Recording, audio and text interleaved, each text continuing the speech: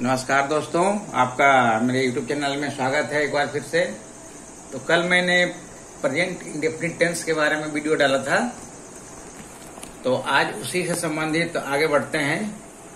तो जैसे present indefinite tense के वाक्यों में अगर नहीं लगा रहेगा, नहीं, ये नहीं है, प्रेजेंट इंडेफिनिट टेंस का वाक्य रहे और उसमें नहीं लगा रहने पर तो उसका अंग्रेजी अनुवाद किस प्रकार बनाएंगे उसके बारे में चर्चा करते हैं। प्रेजेंट इंडेफिनिट टेंस के वाक्यों में नहीं लगा रहे तो उसका अंग्रेजी अनुवाद बनाने का नियम उसका कैसे बनाएंगे। पहले सब्जेक्ट का अनुवाद करेंगे जो सब्जेक्ट रहेगा, उसके बाद उसमें डू या डज का प्रयोग करते हैं। आवश्यकता अनुसार इसीलिए लिखा है कि कहीं कहीं डू लगता है, कहीं डज लगता है।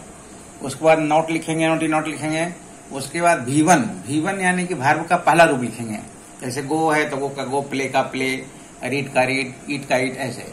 उसके बाद ऑब्जेक्ट रहेगा तो ऑब्जेक्ट लिखेंगे, और उसके बाद ऑब्जेक्ट के बाद कुछ और रहेगा, अदर्स लिखेंगे, यानी कि जो कुछ और उसमें शब्द रहेगा तो उसका अनुवाद करेंगे। इसमें एक चीज ध्यान रखना है कि अगर थर्ड पर्सन के सिंगुलर नंबर के सब्जेक्ट रहने पर डज का और बाकी सब के साथ डू का प्रयोग होता है। यानी कि अगर सब्जेक्ट थर्ड पर्सन का सिंगुलर नंबर हो तो उसमें डज का प्रयोग करेंगे और बाकी सबके साथ डू का प्रयोग करेंगे। बस ये ध्यान रखना है। तो चलिए देखिए, कुछ अनुवाद बना देता हूं मैं। जैसे देखिए, मैं अंग्रेजी नहीं जानता हूं। मैं अंग्रेजी नहीं जानता हूं, यहाँ ताहू लगा हुआ है हिंदी लास्ट में। जानना क्रिया के अंत में ताहू लग गया तो यह प्रेजेंट इंडेफिनिट टेंस का वाक्य हो गया। अब इसमें क्या है कि नहीं लगा हुआ है, तो इस नहीं की अंग्रेजी केवल नोट नहीं बनाएंगे, इसके लिए हमें डू नोट या डज नोट लगाना पड़ेगा। तो कहां पर डू नोट लगेगा, कहां पर डज नोट लगेगा, ये यहाँ पर क्लियर किया हुआ है। तो ये देखिए, मैं चूंकि फर्स्ट पर्सन है तो पहले बनाएंगे। मैं का बना सब्जेक्ट बन गया, यहाँ देखिए लिखा हुआ है सब्जेक्ट, यहाँ पहले सब्जेक्ट बनाया। फिर आवश्यकता अनुसार डू या डज। तो चूंकि ये सब्जेक्ट यहाँ पर मैं फर्स्ट पर्सन हुआ तो यहाँ पर डू हो जाएगा, डू नॉट, फिर नॉट हो जाएगा, do not, I do not. फिर बनेगा यहाँ V1 लिखा हुआ है, V1 वर्ब का पहला रूप।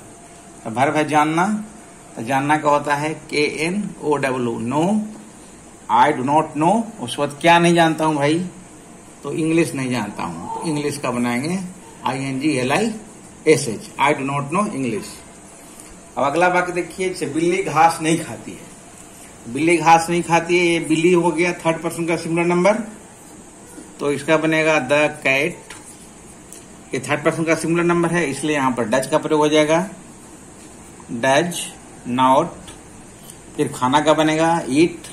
फिर घास का बनेगा ग्रास, GRASS।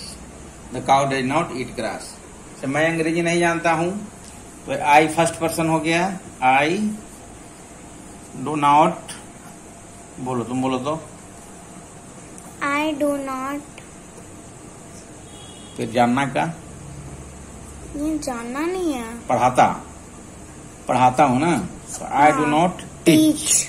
हाँ, TEACH, इंग्लिश, ENGLISH। हम लोग क्रिकेट नहीं खेलते हैं, तो हम लोग का क्या हो गया, वी। फिर क्या हो जाएगा, यहाँ पर नहीं का क्या बनेगा, डू या डज, क्या होगा, do. Good, be do not. फिर प्ले, PLAY। उसके बाद क्रिकेट, CRICKET। ठीक है। राम बाजार नहीं जाता है, क्या होगा इसका, Ram does not. Ram does not, क्यों डज क्यों हुआ यहाँ पर, क्योंकि यहाँ पे थर्ड पर्सन का सिंगुलर नंबर है। कौन, राम। हाँ, राम थर्ड पर्सन का सिंगुलर नंबर हुआ, इसलिए डज नॉट का प्रयोग हो गया। अगर थर्ड पर्सन का सिंगुलर नंबर नहीं रहता तो डू नॉट का प्रयोग होता है। क्लियर दिख रहा है, क्लियर दिख रहा है। जैसे हम लोग काम नहीं करते हैं, चलो इसका बनाओ, we do not we do not work. काम करना का वर्क होता है, इसलिए वी डू नॉट वर्क हो गया। यहाँ पर अगर हम खाली लिख देंगे कि वी नॉट वर्क, ऐसा लिखेंगे तो सेंटेंस गलत हो जाएगा। डू नॉट या डज नॉट लगाना जरूरी है। प्रेजेंट इंडेफिनिट टेंस का वाक्य रहेगा तो उसमें कि नहीं की अंग्रेजी डू नॉट या डू नॉट होती है या फिर डज नॉट होती है। डू नॉट डज नॉट में क्या अंतर है, ऊपर बताया हुआ है कि थर्ड पर्सन के सिंगुलर नंबर के सब्जेक्ट रहने पर डज का और बाकी सबके साथ डू का प्रयोग होता है। आगे है, वह प्रतिदिन व्यायाम नहीं करता है। तो वह प्रतिदिन व्यायाम नहीं करता है, तो यहाँ पर ही कौन सा पर्सन है, थर्ड पर्सन। आज पहले की वीडियो में बता चुका हूं पर्सन के बारे में। तो ही डज नॉट व्यायाम करने का इंग्लिश में बोलते हैं take exercise. He does not take exercise, EXERCISE। और प्रतिदिन का डेली भी लिख सकते हैं, DAILY, daily. He does not take exercise daily, वह प्रतिदिन व्यायाम नहीं करता है। जैसे वे लोग पटना में नहीं रहते हैं, तो वे लोग का अंग्रेजी में क्या हो जाएगा, THE दे। अब यहाँ पर देखिए थर्ड पर्सन तो हुआ, लेकिन कौन सा नंबर हो गया, प्लूरल नंबर हो गया, बहुवचन हो गया। तो इसलिए यहाँ पर क्या होगा, किसका प्रयोग होगा, डू का कि डज का, डू का प्रयोग होगा, क्योंकि यह थर्ड पर्सन तो है लेकिन सिंगुलर नंबर नहीं है। वे लोग कहने से एक से अधिक का बोध होता है। सिंगुलर नंबर यानी कि एक वचन, जिससे एक का बोध हो उसको सिंगुलर नंबर कहते हैं, और जिससे एक से अधिक का बोध हो उसे प्लूरल नंबर कहते हैं, यानी कि एक वचन और बहुवचन। तो दे डू नॉट, रहना का live, LIVE, live in Patna. Patna का P कैपिटल हुआ, क्यों भाई पटना में P कैपिटल क्यों लिखाया, वो प्रॉपर नाउन है। हाँ, प्रॉपर नाउन है पटना। तो प्रॉपर नाउन का पहला अक्षर हमेशा कैपिटल लेटर से लिखा जाता है। तो चलिए कुछ और वाक्य देखते हैं। हाँ, तो चलिए अब आगे एक और नियम देखते हैं।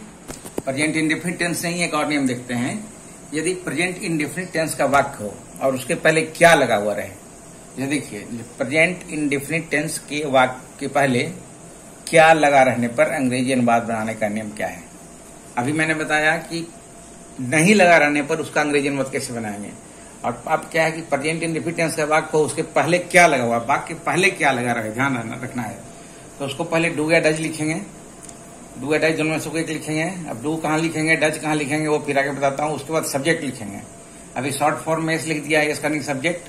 उसका V1 यानी कि वर्ब का पहला रूप प्लस ऑब्जेक्ट, वो से ऑब्जेक्ट हो गया प्लस अदर्स। नोट में यही ध्यान रखना है कि थर्ड पर्सन के सिंगुलर नंबर के सब्जेक्ट रहने पर डज का और दूसरे सब्जेक्ट के साथ डू का प्रयोग होता है।